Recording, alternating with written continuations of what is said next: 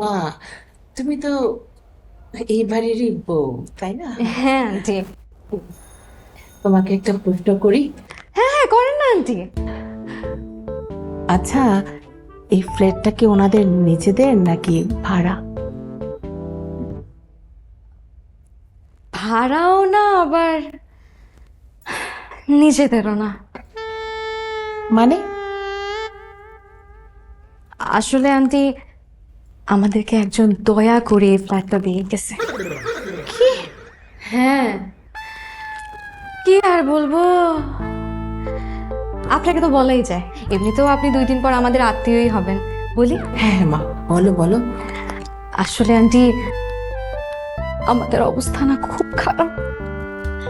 এতটাই খারাপ যে একবেলা কোনো মতে ভাত খেলে আরেক বেলা কি খাবো এই চিন্তা করতে করতে না খেয়ে থাকতে হয়। কি বলো? হ্যাঁ, মাঝে মাঝে তো পচা ডাল দিয়ে আমরা কোনো মতে ভাত খাই। আর আন্টি, এই বাসায় যত আপনি জিনিসপত্র দিলেন না, ফার্নিচারের সব, এগুলো আন্টি সব ভাড়ায় আনবে। এমনকি আপনাকে যে খাবার খেতে দিলাম, ওই ডিনার সেটটা পর্যন্ত আন্টি আমি আমার বাপের বাড়ি থেকে নিয়ে আসছি। ছি ছি ছি ছি। এত খারাপ কপাল আমার, আহারে। আর আন্টি জানেন, আমার হাজবেন্ডের তো গত 1 মাস ধরে চাকরি নাই। এতই খারাপ অবস্থা, আমার জামাই দিন রাত 24 ঘন্টা খালি টেনশনের উপর টেনশন করে। কিভাবে আমার একটা মাত্র ননদ, একটা মাত্র বোন, ও কিভাবে বিয়ে দিবে। কি আর বলবো আন্টি, দুঃখের কথা তো আসলে সবাইকে বলা যায় না।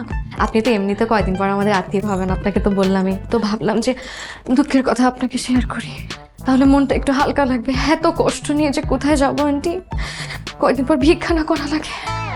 হ্যাঁ হ্যাঁ বুঝছি, চলো